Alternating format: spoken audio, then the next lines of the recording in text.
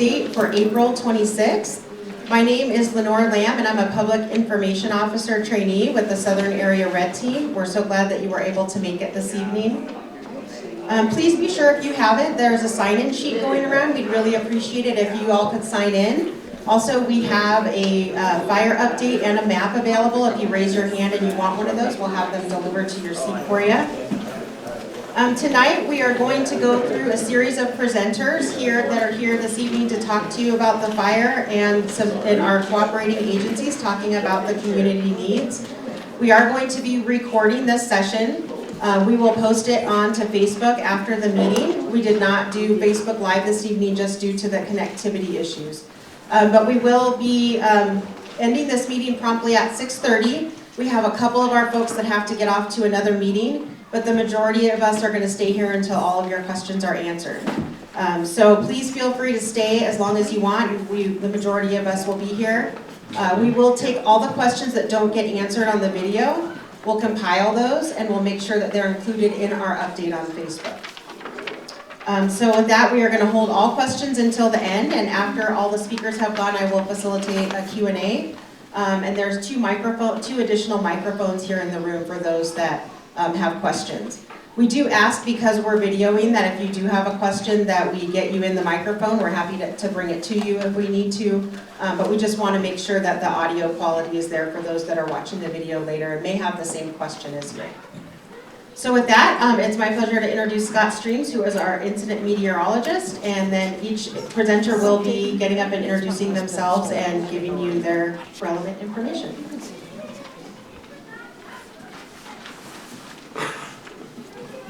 Good evening, Scott Stearns, incident meteorologist with the National Weather Service, actually from Grand Junction, Colorado. So I'm happy to be here helping you guys out, fire personnel, as well as keeping you guys informed.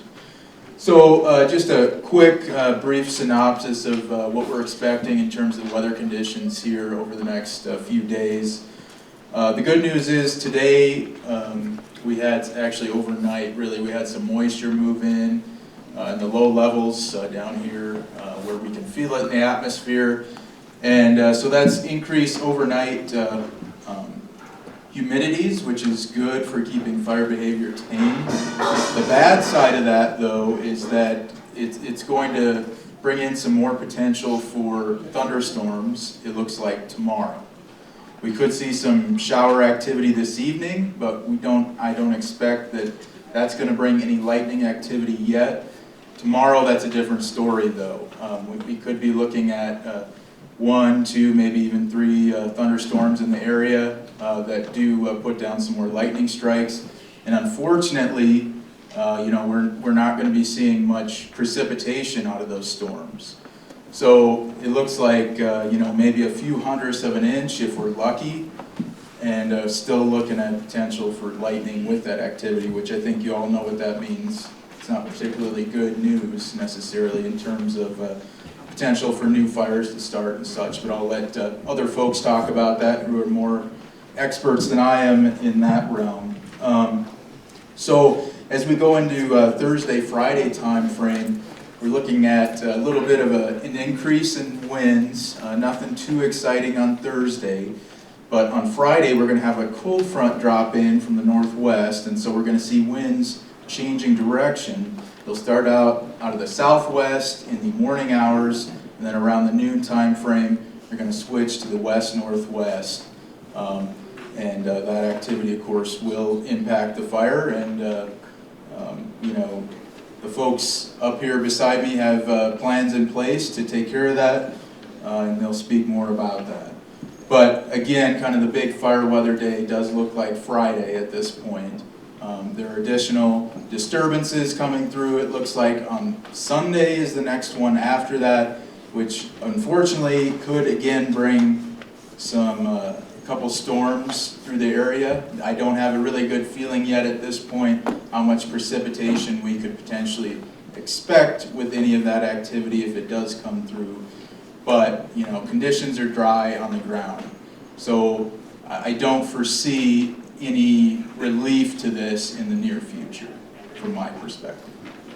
And that's all I have, and I'll be happy to take questions at the end. Thank you.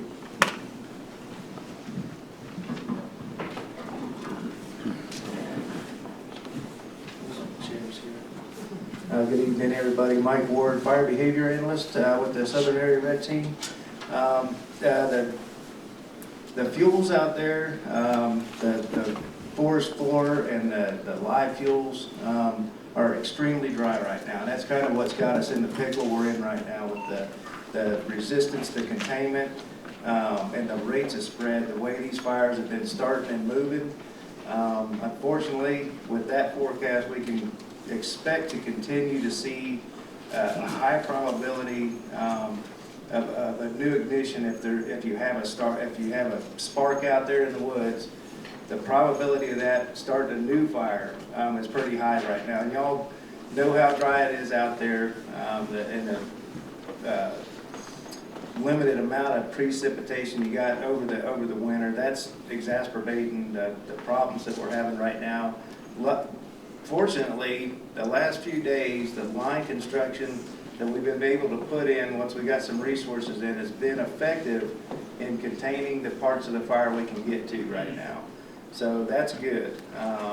The ground is still receptive to putting in line with hand line and some other apparatus using some water, and that's being effective at controlling the ground fire. Our problem is if we get those winds, you have really high potential for that to get back in the canopies of the forest and move across them. We can't do a whole lot with that. One great thing I can say out there that's really helped us a lot is the forest management activities and the fuels treatments and timber operations that have happened around and throughout in the fire area and around the communities have really helped us get a handle and get ahead of this fire where it's moving. So that's really helping us a lot. And unfortunately, the history of fire in this area, y'all are familiar with fire, because I've been studying the fire history map, and you sure had it. This is about the last green patch in the middle. So I hate to say it, but we're doing everything we can to keep that fire intensity low where it's coming out, and checking that fire up and trying to stop that spread. But it's even spreading right now through some of those historical fire scars, and you know, that's not very common.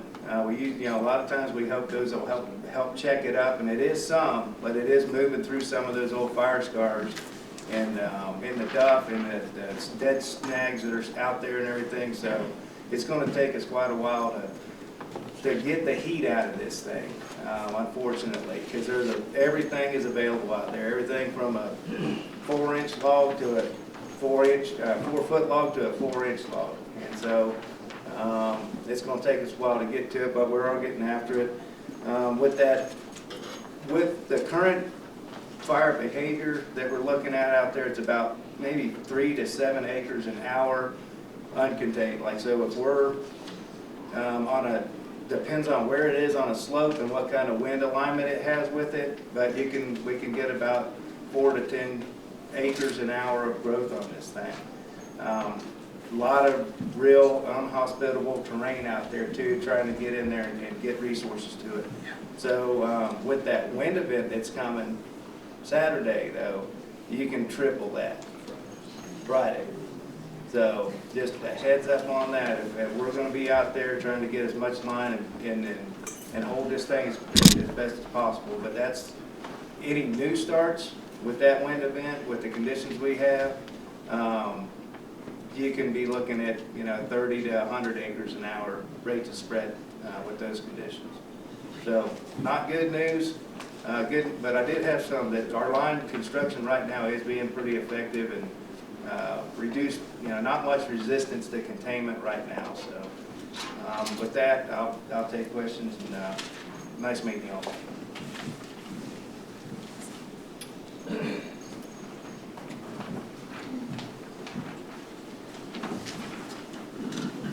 Good afternoon, Peter Myers. I'm the ops chief for the team. So I'll be going over what's going on currently and what we have done in the past to try to get around this fire. So I'll go over the fire behavior, what we're seeing out on the ground as of this morning and today. So we'll start up here in what we call Division Alpha, is up here on the north end of the fire. So this whole north end is looking real good. Not a lot of heat left in it, but there is some areas still got some deep duff burning and logs burning at this time. Swing around the south end, same thing, is checked up on some roads, and we got, a lot of our heat is down in this area, down the south end where there hasn't been any fires in history. So it's in the area where it hasn't burned in 100 years, that's what's really holding the fire right now. We got active backing down towards the 270 roads. And out here in the old fire scar, it's still retaining the heat, but it's not moving that much. It's sitting there just chewing up a lot of the heavy logs that's falling down. So it's chewing that up and kind of moving around a little bit. A lot of this out in here is a lot of light fuels. This is the 2011 SCAR footprint out here. So it don't have a lot of available fuel on the ground. There's a lot of 1,000 hours and 100 hours logs that's burning. So when it hits a good patch of fuel, it'll heat up a little bit. But most of this activity is backing down this way. We did get from that initial run, you'll see these red dots on the map. From the initial fire, these are spots that came out of the initial run.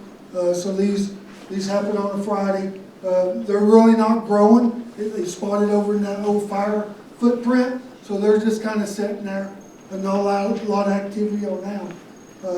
So overall, the activity, fire behavior is looking good. The hottest area is down here on the southeast side and a little bit out here in the old fire footprint. So what have we done over the last couple of days? Like Mike Ward said, the weather has helped us out, and also all the fuel treatments that the forest has put in over the last 5 or 10 years around this side has really helped us in the fighting fire.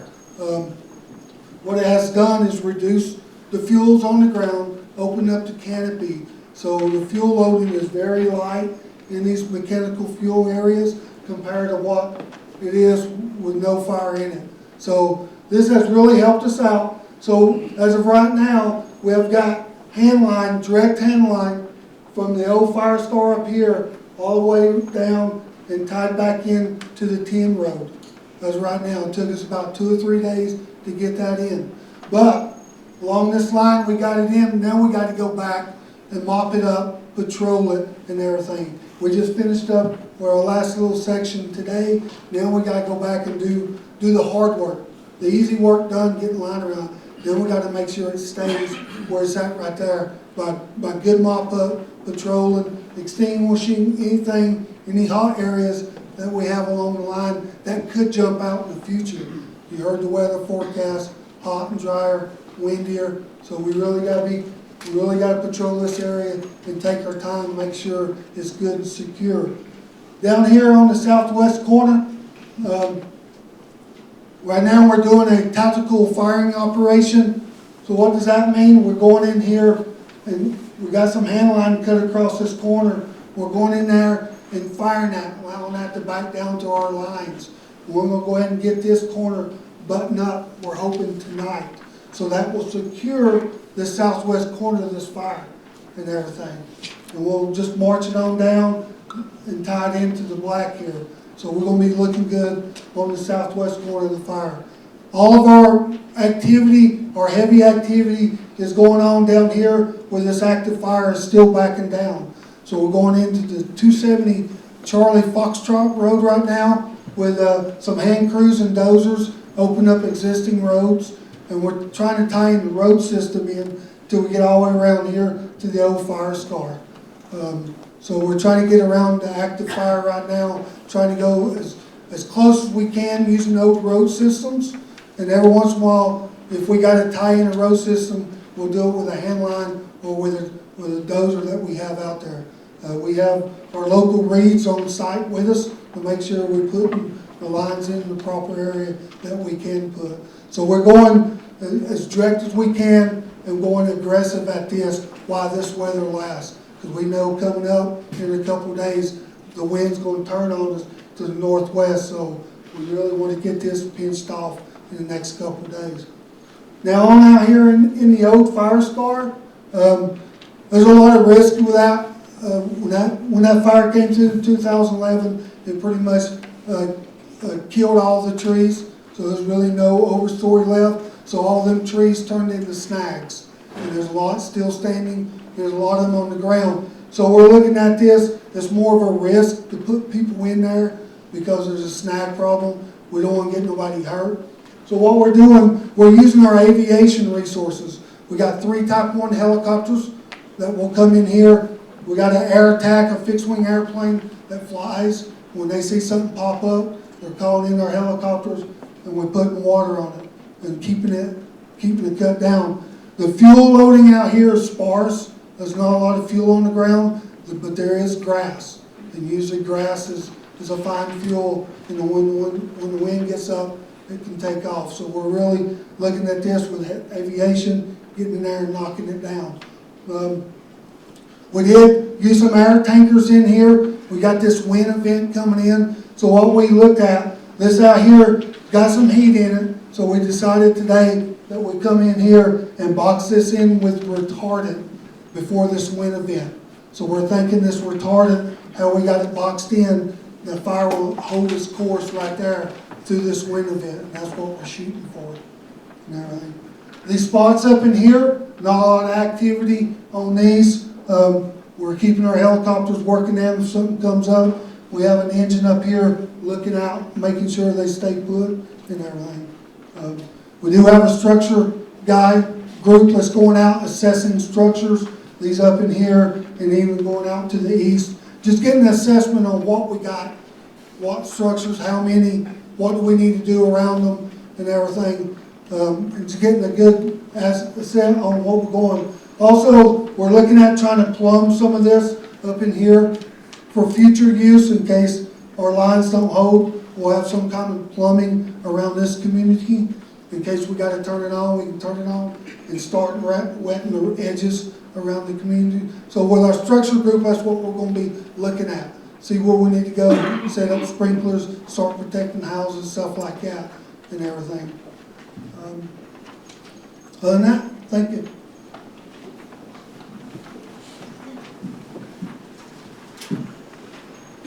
Good evening, everybody. Brian Riley, the District Ranger here on Hamas Ranger District. For April, this is a pretty significant event to happen in April. And so it tells us we've got potentially a tough fire season ahead. So this is the beginning. So as residents, I'm a resident here as well, so we all need to prepare. And we're taking some precautions as a forest, as Santa Fe National Forest. We implemented a closure order today for everything east of Highway 4 all the way to Bandelier. So the good news is we won't have people out building campfires, Forest Road 10. The bad news is that we won't be able to go out and cut fuel wood either. So I know that fuel wood cutting starts on Monday. We're still considering postponing that for another couple of weeks, but we'll get some word out. I know a lot of you rely on fuel wood. We'll get the fuel wood out this year, don't worry. But Forest Road 10 has a lot of it. And luckily this fire didn't get, at least it didn't get most of it. I think it might have gotten a little bit of it. I've got to figure that out. But so keep that in mind. Normally we start fuel wooding on May 1st. Permits will be for sale, but they may be postponed a little bit. We also are working on a closure order for the north half, well, from Porter Landing to Highway 126 on Forest Road 376. We're going to be moving the fire camp over there. And so the northern section of 376 will also be closed. So you're looking at a big section of this district being closed to the public for the immediate, for the time being and for the next several weeks, if not months. You know, we may, if we don't get some relief, we will definitely keep the closure on as long as we can. Because as we've seen what happens, if we do have even a spark out there, we heard that just now, we'd likely be looking at another start, and that's the last thing we need on this district. None of us want that. So I appreciate all of you being here tonight. I really appreciate the team being here on the district. we have a great fire crew on our district, but the winds that they were facing on Friday were just unbelievable. My fire management officer told me he'd never seen anything like it in over 25 years of fighting fire. And so we appreciate all the firefighters that are here, and we appreciate this team being here. And I'd be happy to take questions later. Thank you.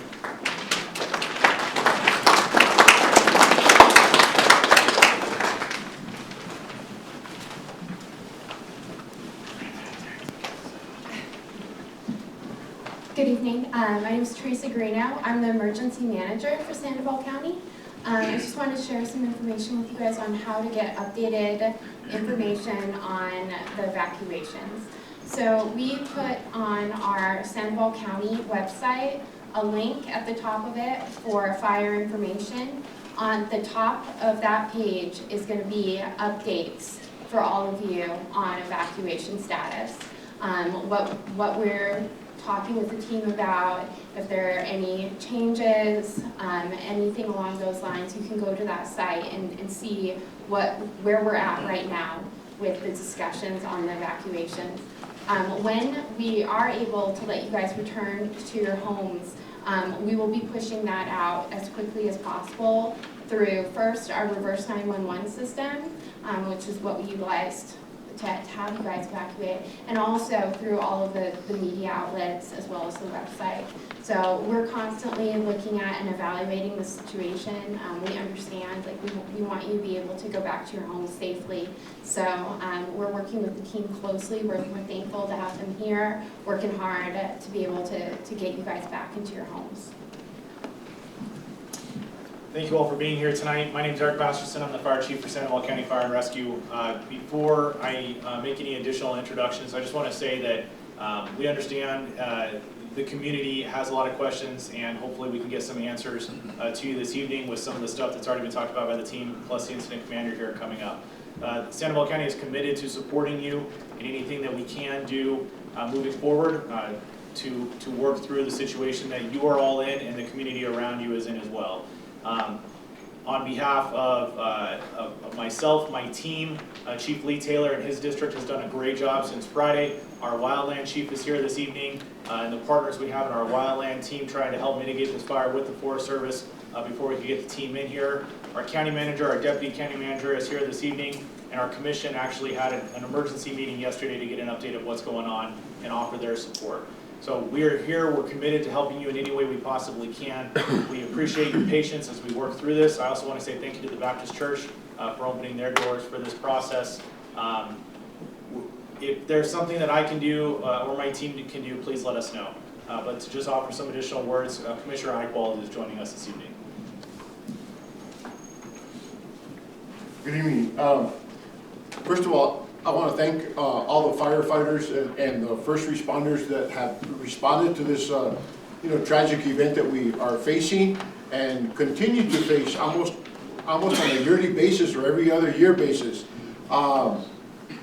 Rest assured that Sandoval County will be helping you out as much as possible. Yesterday we had a commission meeting where we passed an emergency declaration that we sent up to the governor to assist you after the fire goes off, and that we can look at some stuff that you might be able to help you financially. Okay. The other issue is that this thing will end at one point or another, but after that we're going to have probably some rains and some road damage and everything else that is going to occur after that. We're going to need to make sure that we keep on top of that as Sandoval County takes care of a lot of the roads in this area. So rest assured that we're going to be taking care of that. The other thing is, I live up in the Cueva area, and I've lived there all my life. I've never seen a wind like this on Friday. That it just, the mountain in my area disappeared, and so did the mesas, which was something I had never ever seen in my life. Cueva is also, I've also talked to the mayor, and also we have offered the fairgrounds to anybody that has animals, or if we need to have, if we get an additional cruise or something like that, we can take them up in Cueva and make sure that they're housed there if we need to. So if you have any questions or concerns at this point in time, I can stand for questions, or you can always get with our fire chief, our assistant county manager, who is she's here, and she raised her hand. We're here to help. We're not going to let you guys. We're not going to leave you guys hanging. Okay, so let us know what we can do for you. Okay.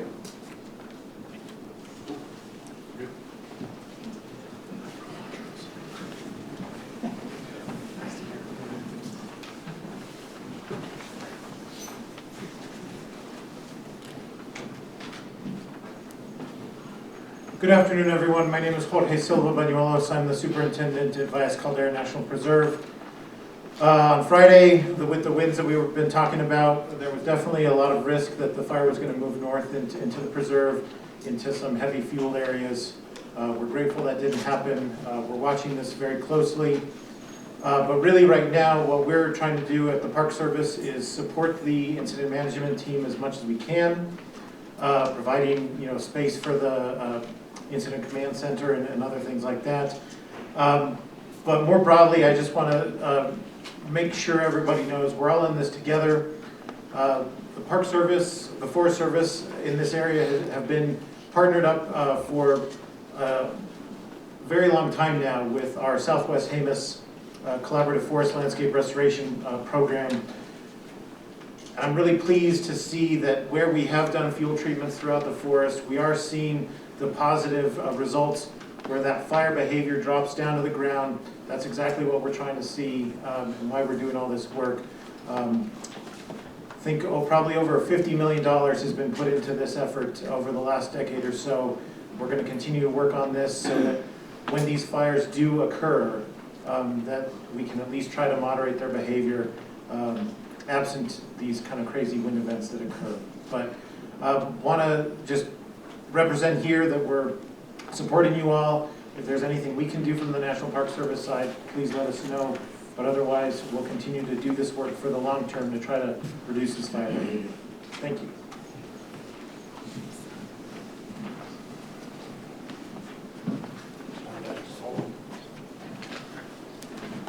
I'm Lawrence Crane. I'm the acting district forester for the Bernalillo District of New Mexico Forestry Division. I'm just here to make sure that anything going on on private land is that I'm aware of, so that we can do the best for the private landowners. I also want to announce, if you haven't heard, the Cueva Soil and Water Conservation District has been awarded $350,000 to do thinning around private homes. They're getting that program up and running, and those of you that have turned in applications or want to turn in applications, you need to contact the Cueva Soil and Water Conservation District, because they've decided that anything up here in the Jemez will be priority 1, anything in Cueva will be priority 2. So there is going to be some money available for doing thinning around homes and stuff, and I wanted to just make sure that you guys know that you can contact the Cueva Soil and Water Conservation District to get on their list and get that going. Thank you.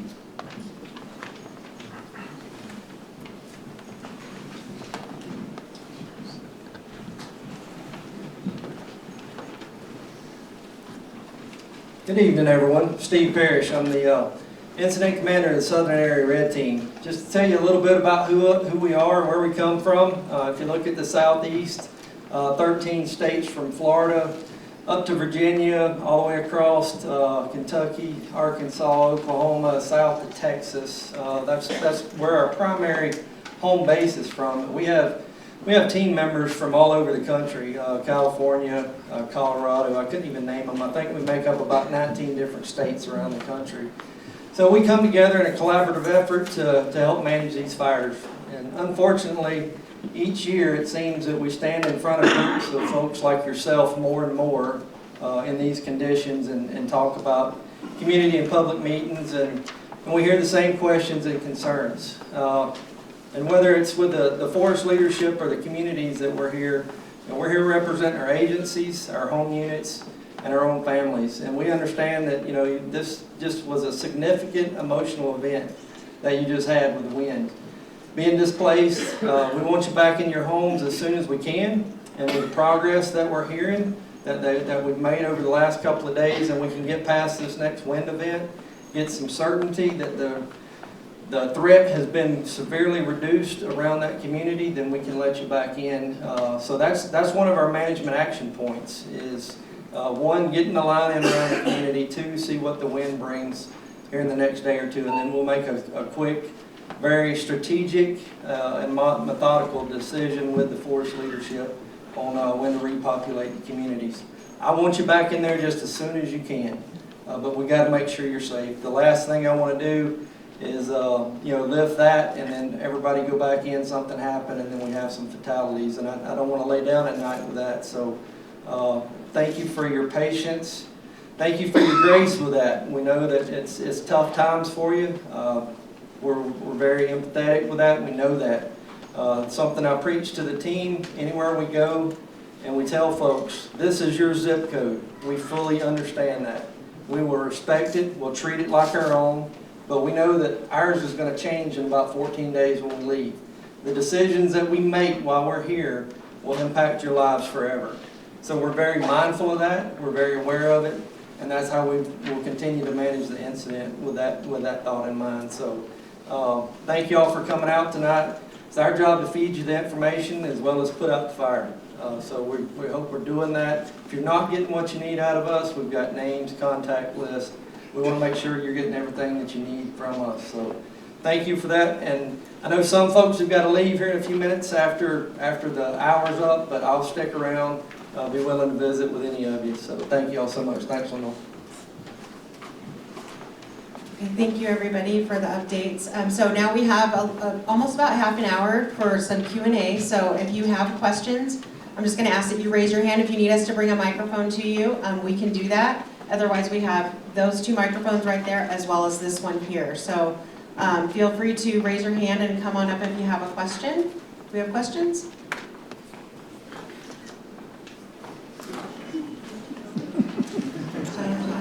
I think I saw your hand go up first. If you want to, can you make your way to the front? Or we can repeat the question. Or we can repeat the question. That's true. That'll work. My question is, all right, I understand, I'm a La Cueva firefighter. I understand why you're not letting people back into Cerro Los Pinos. Why are you keeping State Road 4 closed? That's almost like a double insult to these people. First off, they're kicked out of their house. Now they can't go to work because most of this population up here that's not retired works in Los Alamos. That makes it a 3-hour one-way drive to go to work. I've had several conversations with the leadership at Los Alamos, and we considered that. We had some good discussion with them. We talked about some different alternate plans, and the leadership at Los Alamos landed on they would find virtual work for their folks so that they could continue working until we could get the well, there's a lot of folks in here like me. I work at the labs, but I don't work as a laboratory employee. I'm having to take my personal leave. Okay. Which is about to affect me that I'm going to be having no paycheck. Yes. Why can't you open the highway? It's far enough away from it. There's no danger right now. Well, yeah, every firefighter we have right now is in MS Springs, and one spot outside the line on the wrong side of the canyon, and it's back up at the road. So I understand that, but the highways are much easier to close down and evacuate than the housing area. Is what I'm saying. Open it back up to just people commuting to work. Hear you loud and clear, sir. You can't even get to the hospital. All right, so we're gonna go with whoever's hand was up next, which I think it was you in the back there. We take a lot of phone calls at the church, and I'm sure the fire department gets this, about who can be escorted in and for what purposes. Like somebody just texted me tonight and said they left there was a leak and they want to go back and check that their pump hasn't burned out. So what are the boundaries for what people can be escorted in for so we can answer them with certainty and then not be told something else? So is that a valid thing? It is a valid thing, and we'll have some discussions after this meeting tonight with some of the leadership, and we'll get an answer back to you. So if we can have your contact information. I can't give you that right now. That's I've just okay. been making it up, and I want to be truthful about it. So. Okay, thank you. Then I saw another hand up here. Go ahead.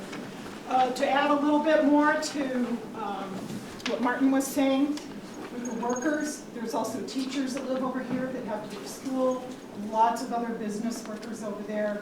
So it affects a lot more people than just the labs, and they have no option to work from home. Next, we know the highway is closed at both ends. How about a Forest Road 10 on the other end? Is it closed also? It's closed. Is there an officer there guarding it? No. Because I don't think so. vandalism has been an issue on past evacuations where some of the locals that know that nobody's home then have the option to go have free will.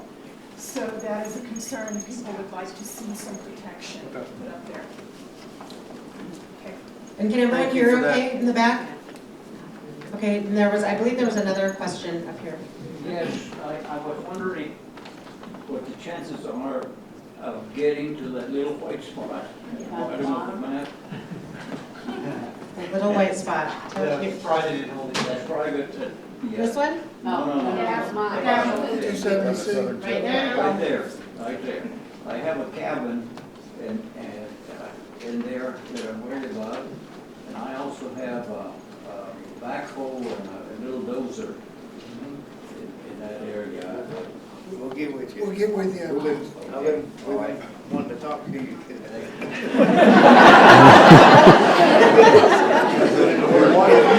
It's all still there.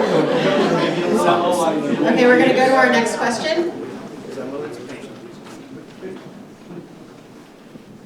Hello, my name is Paul Lisco, and I'm the president of the Sierra Los Pinos Property Owners Association.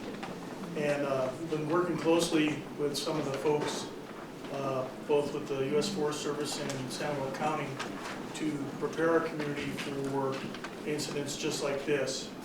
And I can't think of a better forum than to ask these questions and put you guys on the spot right now to finish out what we started.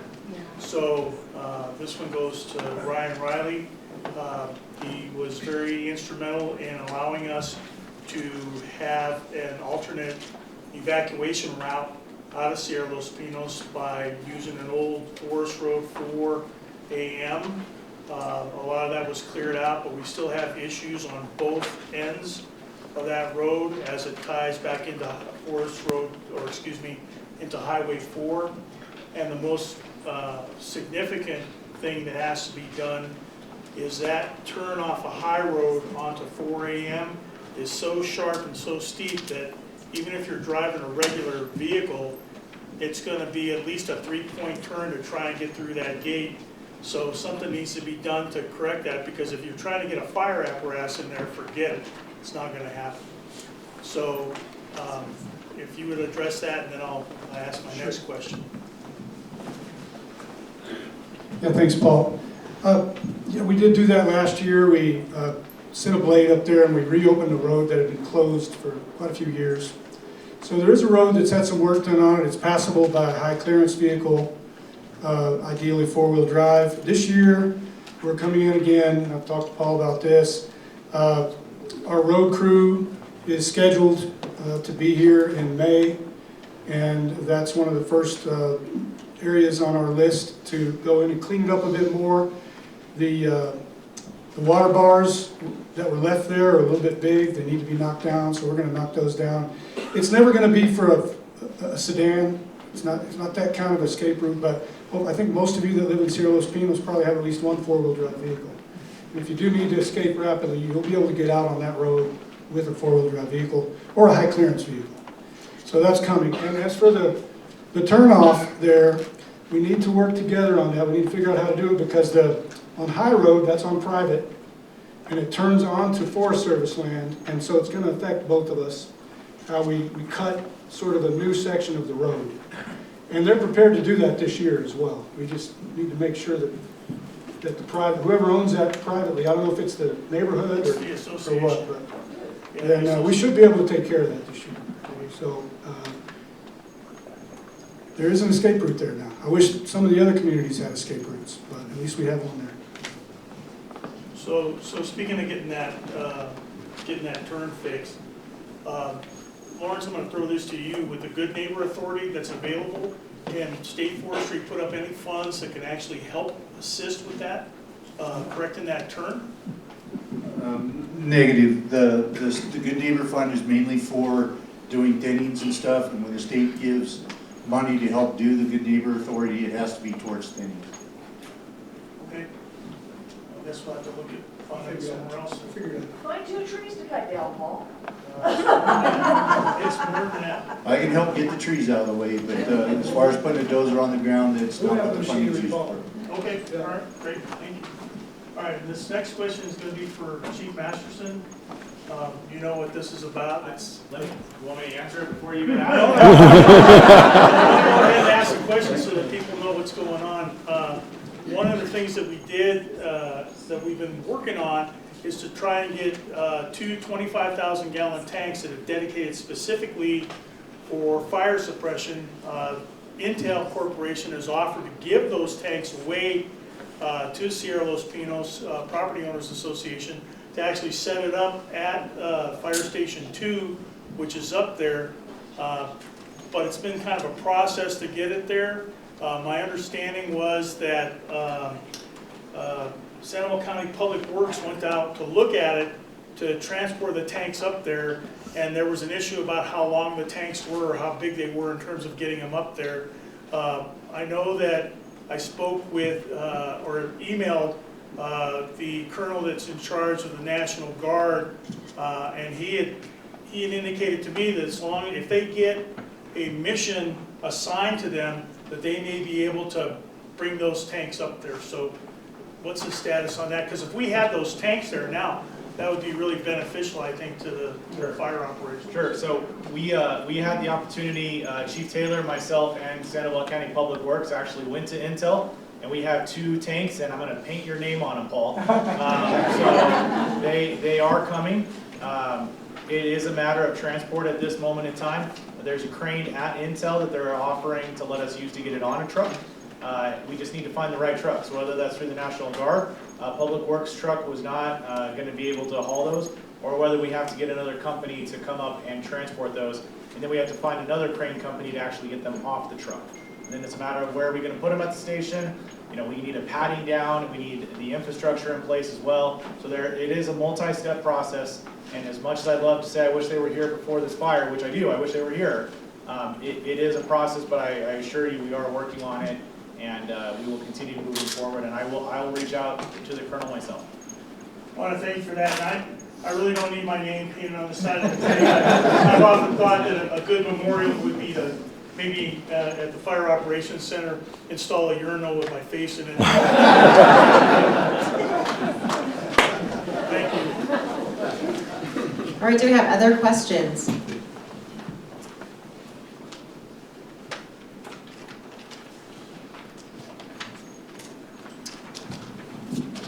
Do you know how and where the fire started? That is still under investigation at this time. That I believe the investigation was started Saturday by one of the U.S. Forest Service LEOs, but it has not been completed at this point. So it's undetermined cause at this time. It's still under investigation. I'd like to talk to somebody about 376. Talk to somebody about 376? After the meeting. After the meeting. You got it. Yes, sir? Could, I remember your name.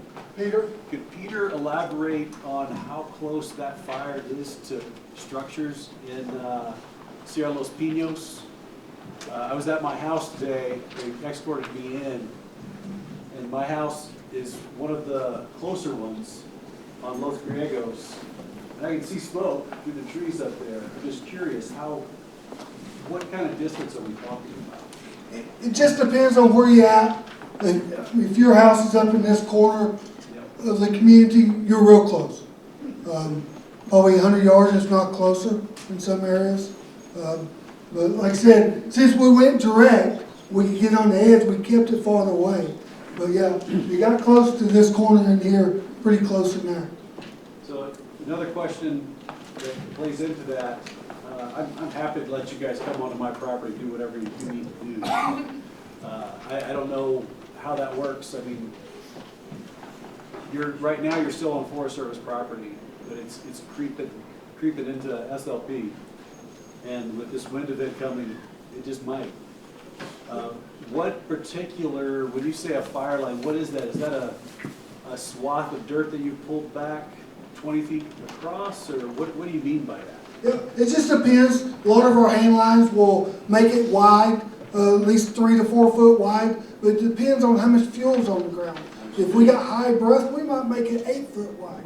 But with light fuels, we'll make it 3 to 4 foot wide and everything. And we'll probably go on under the green side of our line and limb up some trees and stuff like that. So we'll make it wide enough where we think it's going to stop and hold the fire. So if we get in a thick area, we'll make it wider. Okay. So it just depends. That answers my question, thank you. Other questions?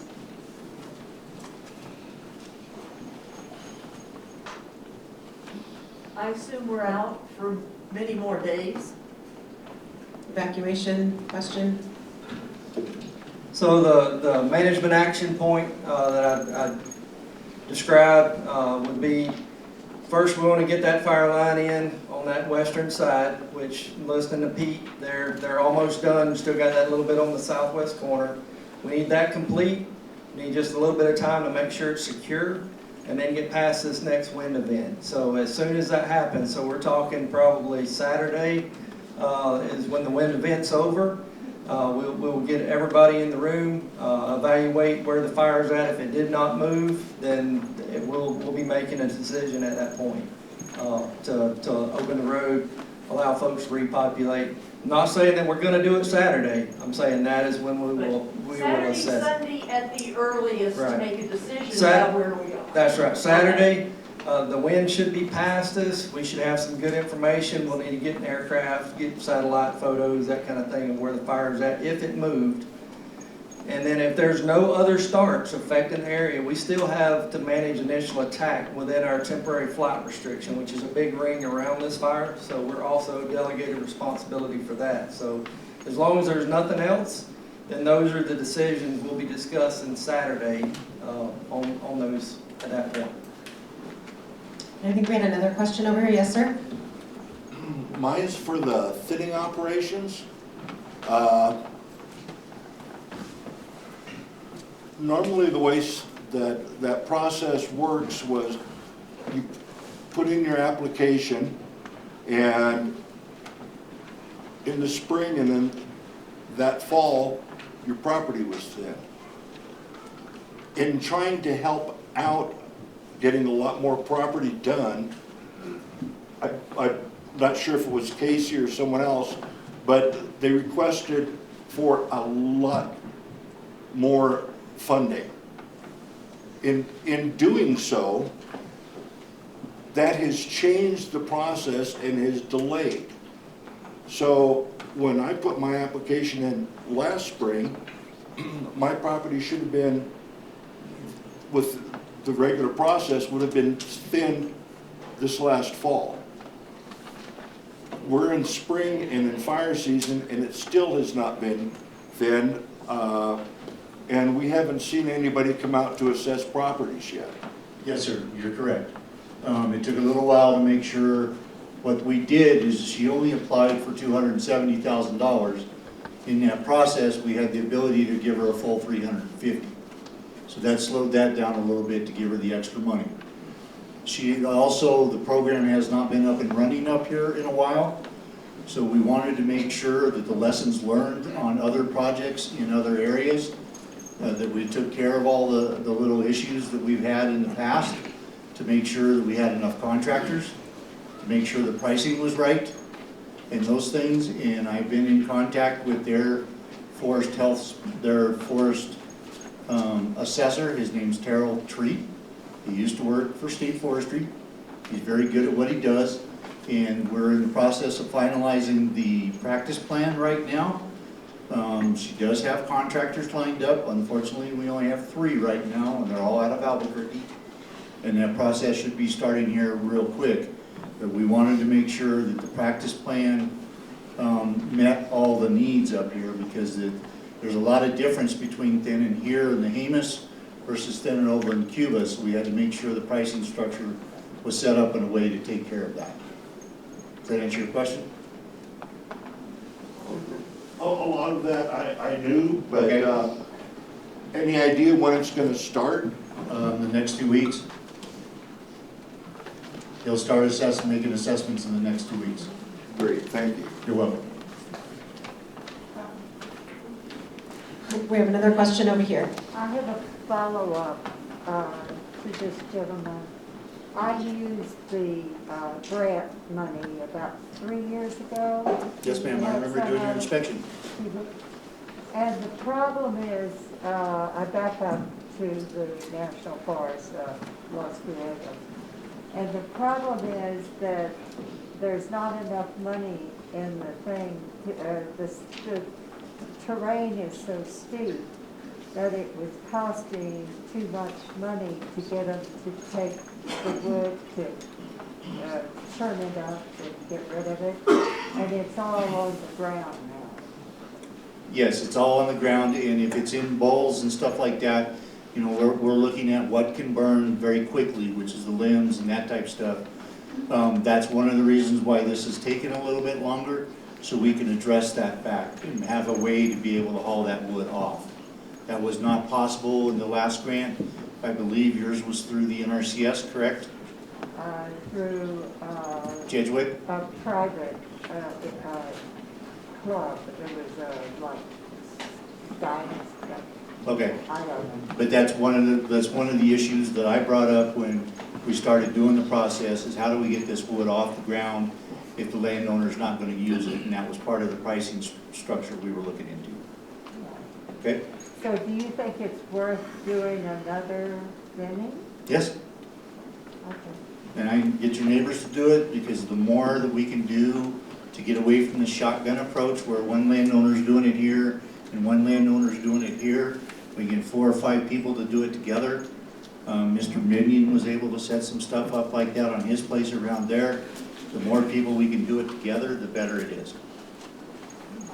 Okay? Yes.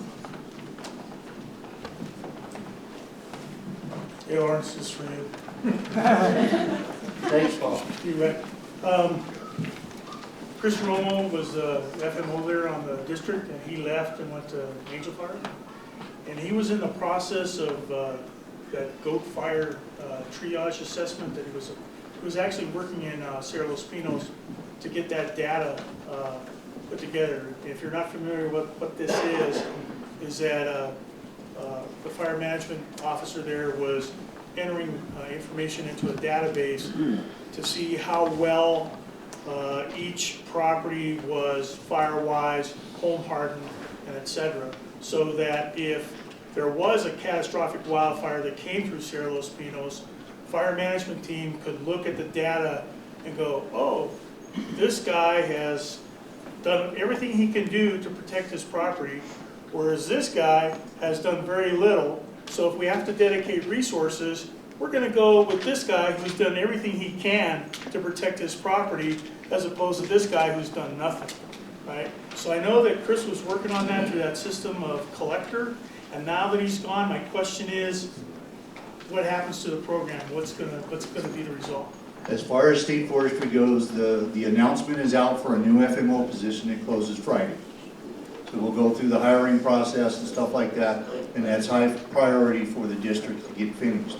However, what Steve's crew is doing right now in the Southern Area Red Team is they're actually doing the same thing, and this time we're going to get that copy of what the triage assessment that they're doing right now. And that'll go together with what Chris started, and then Chris's replacement will finish that, and we'll start working on other areas of it. Thank you. Do we have time for one more question? Oh, go ahead. So does that, is that just for Cerro Los Pinos? Like, could I call you and say, hey, can you come assess my little neighborhood? How does that work? For right now, the one that Paul Lisco's talking about was originally set up just for Cerro Los Pinos. We are a very small group. We're 67 people for the whole state. My office only has 4 people, so it's first come, first serve. But yes, you can call and ask for us to do the same thing there. Do you have business cards with you? Yes, I do. Awesome, thank you. All right, we have time for one more question. If anyone else has a last question?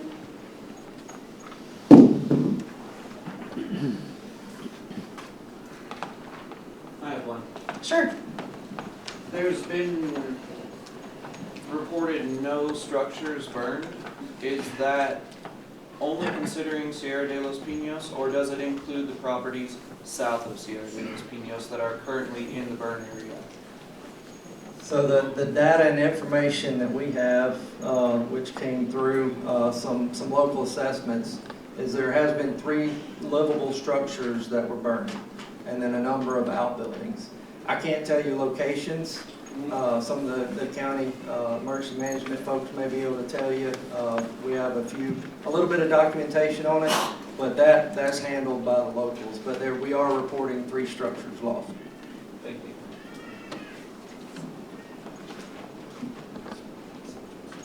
All right, any other quick questions that we want to finish up with? Otherwise, we really thank you for coming this evening. Really glad that you're all here, and we do plan to stay and continue to answer your questions and connect with you. Okay, with that, we will end the meeting. Thank you so much.